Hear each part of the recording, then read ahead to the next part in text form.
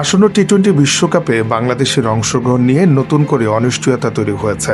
ভারতের মাটিতে খেলতে নিরাপত্তা ঝুঁকির কথা তুলে ধরে ম্যাচ ভেন্যু পরিবর্তনের অনুরোধ জানালেও আন্তর্জাতিক ক্রিকেট কাউন্সিলের সঙ্গে বাংলাদেশ ক্রিকেট বোর্ডের সাম্প্রতিক বৈঠক থেকে ভিন্ন ভিন্ন বার্তা আসছে।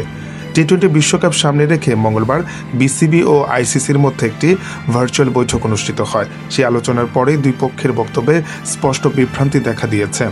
একটি সূত্রের বরাতে জানা গেছে, ভারতের বাইরে বাংলাদেশের ম্যাচ আয়োজনের আবেদন নাকচ করে দিয়েছে আইসিসি। এমনকি বিশ্বকাপে অংশ নিতে বাংলাদেশকে ভারতে যেতে হবে, অন্যথায় পয়েন্ট হারানোর ঝুঁকির কথা বলা হয়েছে, এমন তথ্য উঠে এসেছে। তবে বিসিবির পক্ষ থেকে দাবি করা হয়েছে, আইসিসি তাদের কাছে এ ধরনের কোনো চূড়ান্ত বার্তা বা আলটিমেটাম দেয়নি। এই বৈঠকের পর বিসিসিআই কিংবা বিসিবির পক্ষ থেকে আনুষ্ঠানিকভাবে কিছু জানানো হয়নি।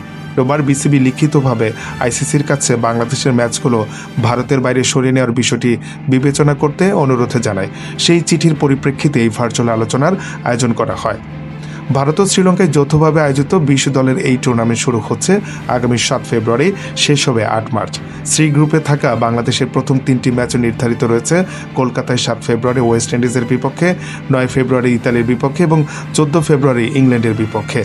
গ্রুপ পর্বে শেষ ম্যাচটি 17 ফেব্রুয়ারি মুম্বাইয়ে নেপালের বিপক্ষে হবে।